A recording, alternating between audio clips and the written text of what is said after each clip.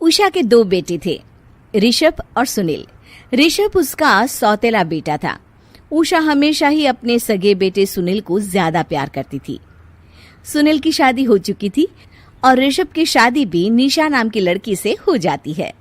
उषा सुनील की पत्नी कीर्ति को ज्यादा प्यार करती थी। एक दिन वो अपनी बहू कीर्ति के लिए साड़ी ले आती है। ये लो बहू, तुम्हारे लिए साड़ी लाई हूँ। कल पड़ोस की शादी में जाना है ना, तुम यही पहन कर चलना। तभी वहाँ ऋषभ आ जाता है। अरे माँ, तुम निशा के लिए साड़ी नहीं लाई? वो भी तो कल शादी में जाएगी ना? हाँ, वो भी जाएगी, पर उसके पास तो काफी साड़ी होंगी ना। अभी अभी तो शादी हुई है तुम दोनों की, तो उसी में से कोई पहन लेगी वो।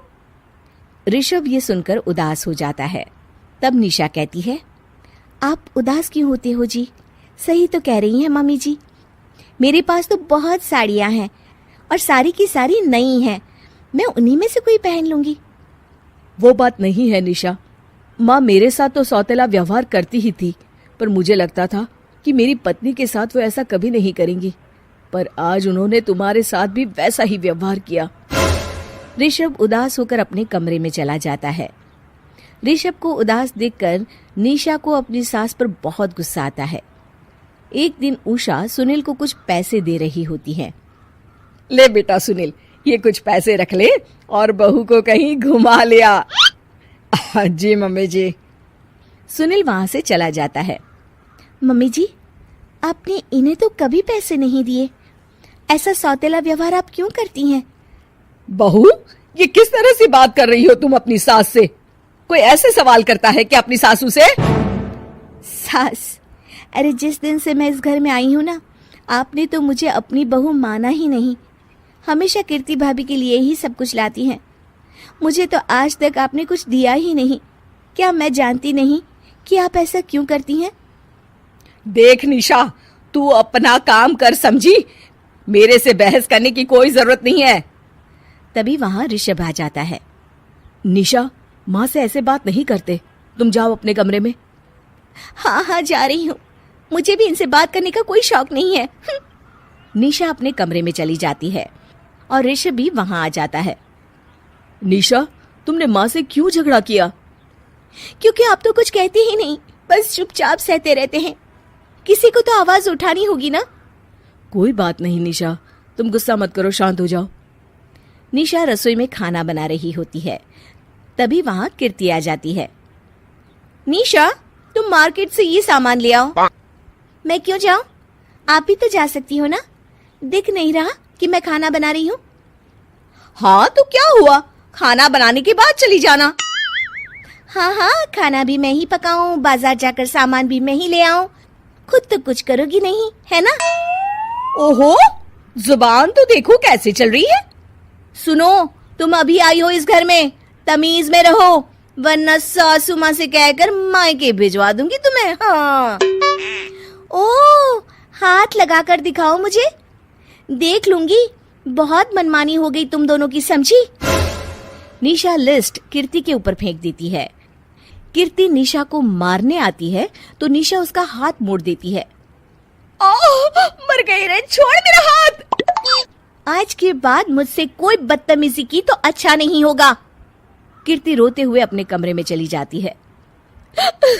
उस निशा चुड़ैल ने मेरा हाथ मोड़ दिया। मुझे नहीं रहना इस घर में। अरे कैसी बेकार की बातें कर रही हो। अरे निकालना ही है तो ऋषभ और निशा को निकालेंगे। नहीं, मुझे अलग घर चाहिए। कान खोलकर सुन लीजिए, हम दोनों इस घर से जल्द जाएंगे। आप नए घर का इंतजाम कीजिए बस। मैं इन दोनों के साथ ज्यादा नहीं रह सकती। हाँ, वैसे मैं भी कुछ दिनों से सोच रहा था। अच्छा हुआ तुमने कह दिया, मैं माँ को भी बता देता हूँ। माँ, वो क्या करेंगी तुम्हारे साथ जाकर? मैं चाहती हूँ कि तुम और मैं, बस हम दोनों ही कहीं शिफ्ट हो जाएं, इस सब झमेले से दूर। अरे पर माँ को यहाँ छोड़कर इस तरह से जाना ठीक नहीं रहेगा कीर्ति। वैसे वो तुम्हें कितना प्यार भी तो करती हैं। नाम का ख्याल रखती है, क्योंकि तुम सगे बेटे हो ना, इसलिए। तुम अगर सौतेले होते तो मेरे साथ भी ऐसे ही सलूक करती जैसे अभी तुम्हारे सौतेले भाई और उसकी पत्नी से करती है। अरे पर फिर भी फिर भी कुछ भी नहीं। देखो, या तो हम दोनों इस घर से कहीं दूर जाएंगे या फिर मैं अपने मायके चली जाऊंगी। हाँ, बता देती हूँ। अच्छा बाबा, अच्छा ठीक है। सुनील अपनी माँ से बात करने आता है।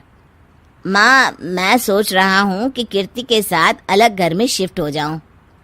अरे वाह बेटा, ये तो बहुत अच्छा सोचा है तुमने। कब शिफ्ट होना है हमें?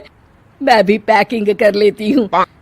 अब नहीं माँ, मैं और कीर्ति ही जाएंगे बस। आप तो यहीं रहो, ये पुश्तैनी घर भी है ना आपका। अरे बेटा, तू तो मेरा सगा बेटा है, तू ही मेरे साथ ऐसा कर रहा है। मुझे अपने साथ ले जा बेटा। तभी वहां कीर्ति आ जाती है। अरे माँ, आपको पता भी है कि किराए के घर में कितना खर्चा होता है, और अगर आपको भी लेकर गए तो और खर्चा होगा। आप तो बस यहीं रहो इसी घर में। कोई बात नहीं सुनील, तुम लोग चले जाओ, माँ यहीं रहेंगी हमारे साथ। हम माँ का ख्याल रखेंगे, तुम लोग अपनी गृहस्थी संभालो।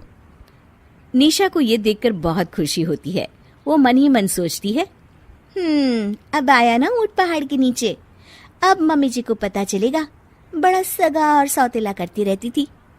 सगा बेटा तो जा रहा है छोड़कर, अब आएगी इन्हें अकल, और नहीं आई तो मैं अल्लाह कर रहूंगी। निशा अपनी सास को कैसे अपने सौतेले बेटे से मिलाएगी, जानने के लिए देखिए सौतेली माँ पार्ट 2।